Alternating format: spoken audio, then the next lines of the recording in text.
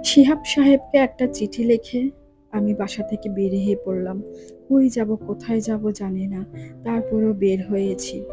মানুষটা আমার জন্য কখনো চিন্তা করেনি, কখনো ভাবেনি আমি কেমন আছি, আমার কি চাই, আমার কি প্রয়োজন। আজ সে আমাকে ছাড়া থাক, দেখি তার কেমন লাগে। সকালে ঘুম থেকে উঠে শিহাব সাহেব তার ছেলেকে জিজ্ঞাসা করলো, রাজু, তোমার মা কোথায়? রাজু বলল, কই, মাকে তো দেখিনি সকাল থেকে। ছোট ছেলেকে রাফিকেও জিজ্ঞাসা করলো, তোমার মা কোথায়? বলে যে, কই, মাকে তো দেখিনি।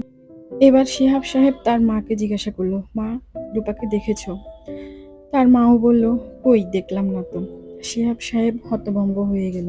যে মানুষটা বাসা থেকে এক কদম বের হতেই আমাকে জানাতো, আর সেই মানুষটা কোথায় চলে গেল? হঠাৎ করে তার চোখ পড়ল টেবিলের উপর। টেবিলের উপর একটি চিঠি রেখে গেছে রূপা। চিঠিতে লেখা আছে, তুমি ভালো থেকো, তুমি ভালো থেকো। আমি আজ থেকে তোমার সংসার থেকে বিদায় নিলাম।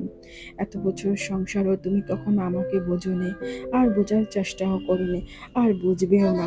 তাই নিজের মন মতো করে বাঁচার জন্য বের হয়ে পড়লাম। চিঠিটা সবাই এখন দেখছে।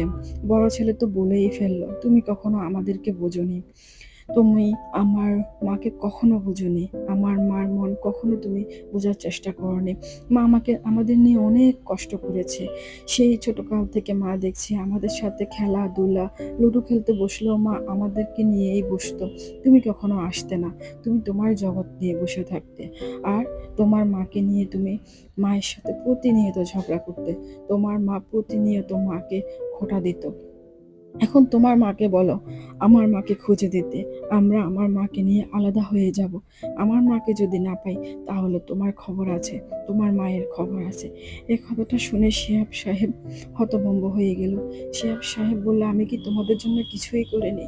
ছেলেরা বলল, হ্যাঁ করেছ, তুমি আমাদেরকে মানুষ করার জন্য শুধু টাকাটাই দিয়েছ, আর আমার মা তার পুরোটা জীবন শেষ করে দিয়েছে আমাদের জন্য।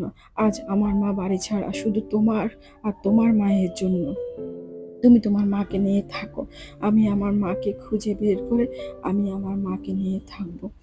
কয়েকদিন যেতে না যেতে শিহাব সাহেব রূপার চিন্তায় পুরোই অসুস্থ হয়ে গেছে।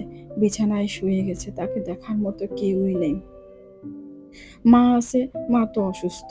আর ছেলের বউ, সে কি করে করবে শ্বশুরের সেবা যত্ন? এদিকে শিহাব সাহেব নিজের ভুল নিজে নিজে নিজেই কান্না করে, কাউকে বলতে পারে না। গল্পটি যদি ভালো লাগে, অবশ্যই লাইক কমেন্ট করে জানাবে। পরবর্তী পর্বের জন্য কমেন্ট করবে।